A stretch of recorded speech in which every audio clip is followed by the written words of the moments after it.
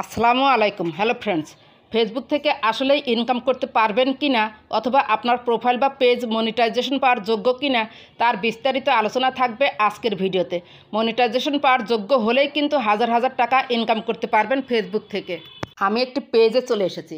উপরে দেখতে পাচ্ছেন পেজ আইকন 3 ডট ক্লিক করুন। এরপর এখান থেকে খুঁজে নেবেন ক্রিয়েটর সাপোর্টে ক্লিক করুন। এরপর এখানে কিছু অপশন দেখতে পাচ্ছেন, এখান থেকে খুঁজে নেবেন মনিটাইজেশন অপশনে ক্লিক করুন। এরপর একদম নিচে চলে যাবেন, এখানে দেখতে পাচ্ছেন ইস্যুস ক্যাটাগরিজ, মানে আপনার পেজে কি কি ইস্যু আসতে পারে সে সম্পর্কে কিন্তু কিছু পয়েন্ট রয়েছে। এর মধ্যে হচ্ছে ভেরি ইম্পর্টেন্ট পলিসি গাইডলাইন্সে ক্লিক করুন। আজকে আমরা পলিসি গাইডলাইন সম্পর্কে জানবো। এখানে দেখতে পাচ্ছেন কিছু পয়েন্ট, 7টি পয়েন্ট। এর মধ্যে হচ্ছে very important community standards, partner monetization policies, content monetization policies, video monetization status, আর নিচে একটা আছে অরিজিনাল কন্টেন্ট গাইডলাইন্স। এই সমস্ত পলিসি ইস্যু যদি আপনার কন্টেন্টে থাকে তাহলে কিন্তু আপনি কখনোই ফেসবুক থেকে ইনকাম করতে পারবেন না, এমনকি কোনো মনিটাইজেশনও পাবেন না।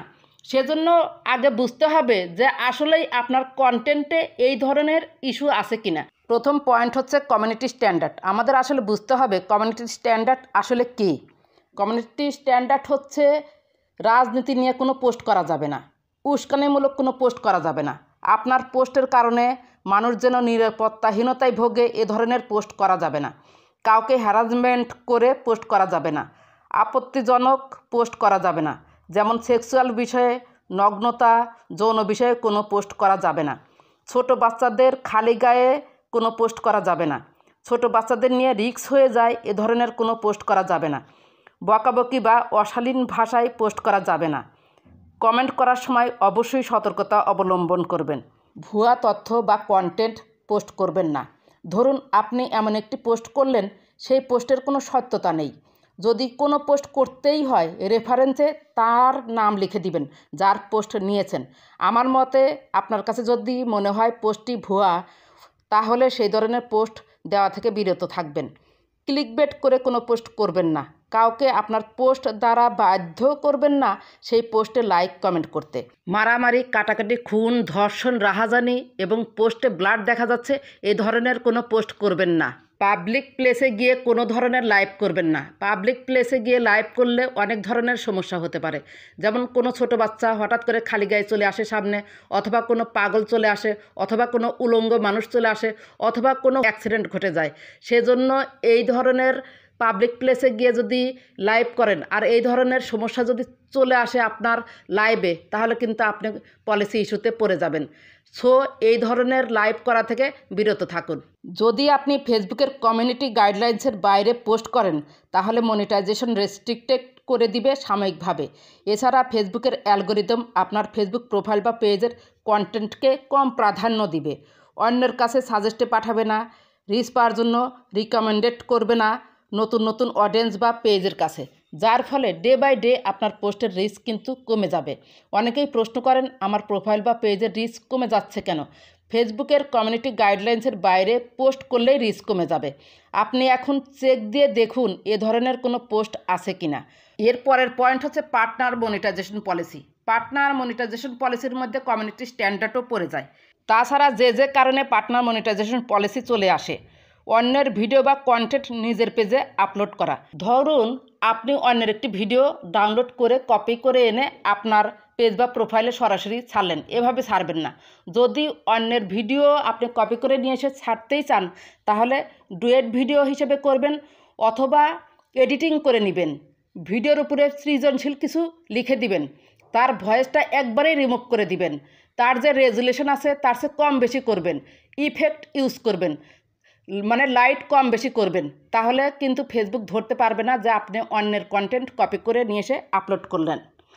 তবে আপনাকে সতর্ক থাকতে হবে, অন্যের কন্টেন্ট যদি আপলোড করেন আপনার ফেসবুক প্রোফাইল বা পেজে তাহলে কিন্তু পার্টনার মনিটাইজেশন পলিসি চলে আসবে।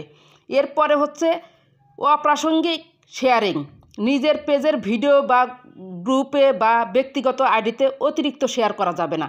দেখা যায় যে কোনো ভিডিও 50টা শেয়ার হয়ে গিয়েছে, সেখানে মাত্র কমেন্ট কয়টা, 9টা 10টা 50টা শেয়ার হওয়ার পরে যখন 9টা 10টা কমেন্ট হয়, 8টা 5টা লাইক হয়, তখন ফেসবুক অ্যালগোরিদম কিন্তু খুব সহজেই ধরে ফেলে যে আপনি ইচ্ছাকৃতভাবে আপনার নিজস্ব আত্মীয়স্বজন বা বন্ধুবান্ধব অথবা নিজের আইডিতে পেজে আপনার কন্টেন্ট শেয়ার করেছেন। এরকম শেয়ার করা থেকে বিরত থাকুন। এরপরে রয়েছে content monetization policy. Content monetization পলিসিও কমিউনিটি স্ট্যান্ডার্ডের মধ্যে পড়ে যায়। এছাড়াও আপনাকে সবসময় অরিজিনাল কন্টেন্ট আপলোড করতে হবে এবং কোয়ালিটিফুল ভিডিও, মানসম্পন্ন ভিডিও আপলোড করতে হবে।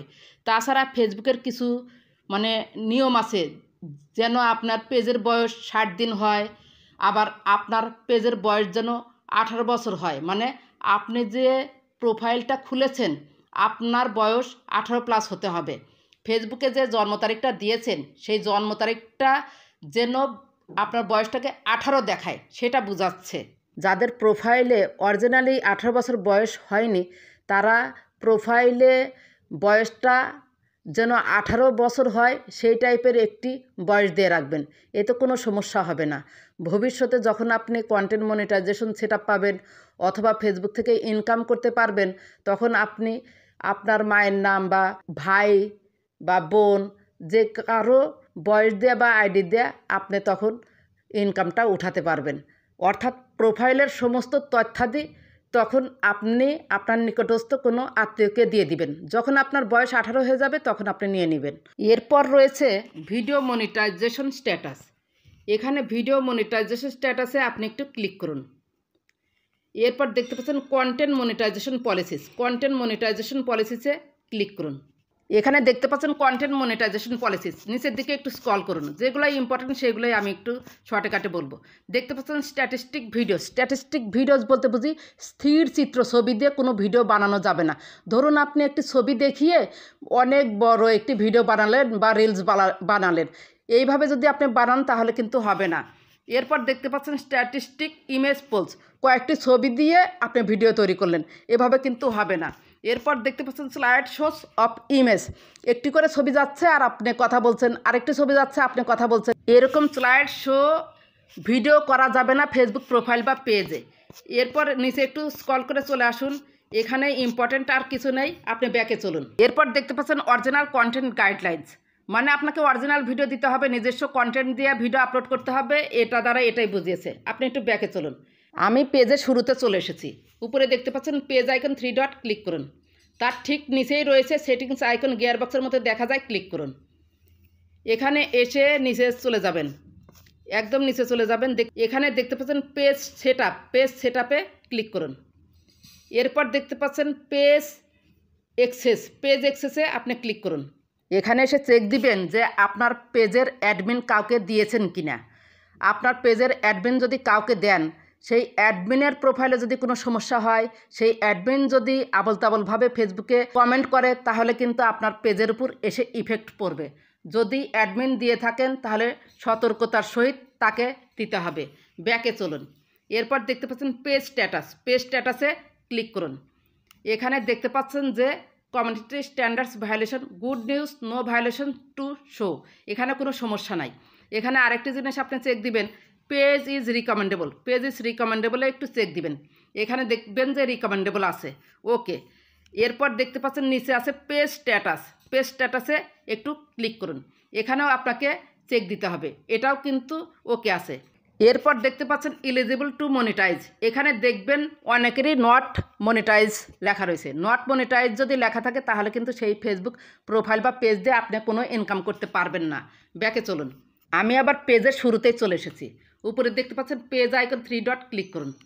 ঠিক নিচেই রয়েছে help and support. Help and সাপোর্টে ক্লিক করুন। তারপর মাঝখানে দেখতে পাচ্ছেন সাপোর্ট ইনবক্স। সাপোর্ট ইনবক্সে ক্লিক করুন। এরপর দেখতে পাচ্ছেন reports about others. Reports about আদার্সে ক্লিক করুন। দেখতে পাচ্ছেন নো রিপোর্টস। ব্যাকে চলুন। এরপর দেখতে পাচ্ছেন ইওর অ্যালার্টস। ইওর অ্যালার্টসে ক্লিক করুন। দেখতে পাচ্ছেন নো ভায়োলেশনস। যদি এই দুইটি পয়েন্টে কোনো ইস্যু এসে থাকে সেগুলো কিন্তু রিমুভ করতে হবে। রিমুভ করা না পর্যন্ত কিন্তু ফেসবুক থেকে কোনো মনিটাইজেশন আপনি পাবেন না, ফেসবুক থেকে কোনো ইনকামও করতে পারবেন না। আমি প্রোফাইলে এসেছি, একটি সেটিংস দেখাবো। উপরে দেখতে পাচ্ছেন প্রোফাইল আইকন 3 ডট, এটা আপনারা পেজেও পাবেন। এরপর দেখতে পাচ্ছেন ঠিক নিচে সেটিংস আইকন গিয়ার বক্সের মতো দেখা যায়, ক্লিক করুন। নিচের দিকে স্ক্রল করে চলে আসুন, একদম নিচের দিকে স্ক্রল করে চলে আসুন। এখানে দেখতে পাচ্ছেন ইওর অ্যাক্টিভিটি লগে ক্লিক করুন। এরপর মাঝখানে দেখতে পাচ্ছেন ট্রাশে ক্লিক করুন। এখানে দেখতে পাচ্ছেন একটি পোস্ট, আমি গতকাল এই পোস্টটি ডিলিট করেছি। দেখতে পাচ্ছেন 29 ডেজ লেফট, মানে 29 দিন পর এই পোস্টটি এখান থেকে রিমুভ হয়ে যাবে চিরতরে। আর এই পোস্টের কারণে যদি আমার প্রোফাইল বা পেজে কোনো ইস্যু এসে থাকে, এটা এখান থেকে ডিলিট না করা পর্যন্ত কিন্তু ওই ইস্যু যাবে না। সেজন্য কোনো পোস্ট যদি আপনারা ডিলিট করেন তাহলে সঙ্গে সঙ্গে এসে অ্যাক্টিভিটি লগে এসে ডিলিট করে দিবেন। দেখতে পাচ্ছেন থ্রি ডটে ক্লিক করুন। এরপর দেখতে পাচ্ছেন নিচে ডিলিট অপশনে ক্লিক করুন। আবার দেখতে পাচ্ছেন ডিলিট অপশনে ক্লিক করুন। এখানে ফাঁকা হয়ে যাবে, নো আইটেমস লেখা উঠবে, এখনই দেখতে পারবেন। একটু ওয়েট করুন, এই যে নো আইটেমস।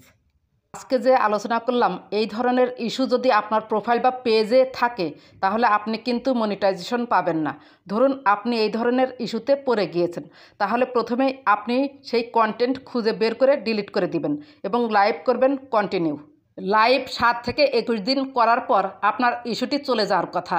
যদি না যায় তাহলে হেল্প অ্যান্ড সাপোর্টের মাধ্যমে ফেসবুক টিমের কাছে আপনার যে সমস্যা সেই সমস্যা নিয়ে আবেদন করবেন এবং স্ক্রিনে থাকা ইমেইলে একটি ইমেইল করবেন। যে লেখাটি দিয়ে রিপোর্ট করেছেন ঠিক সেই লেখাটি দিয়েই ইমেইল করবেন। শত শত রিপোর্টের মাধ্যমে আপনার রিপোর্টটি নাও দেখতে পারে, সেজন্য ইমেইল করবেন আপনার সমস্যা নিয়ে, অবশ্যই ইংরেজিতে। ইমেইল করলে তারা অবশ্যই খুব দ্রুত দেখবে। বিভিন্ন ধরনের ইস্যু কিভাবে রিমুভ করবেন যদি ভিডিও চান অবশ্যই কমেন্ট করে জানাবেন। সুরাইয়া টেকনোলজি আমার নতুন পেজ, যারা সমস্যা নিয়ে আমার সাথে কথা বলতে চান এই পেজে যোগাযোগ করলেই আমাকে পেয়ে যাবেন। ভালো থাকবেন, সুস্থ থাকবেন। আল্লাহ হাফেজ।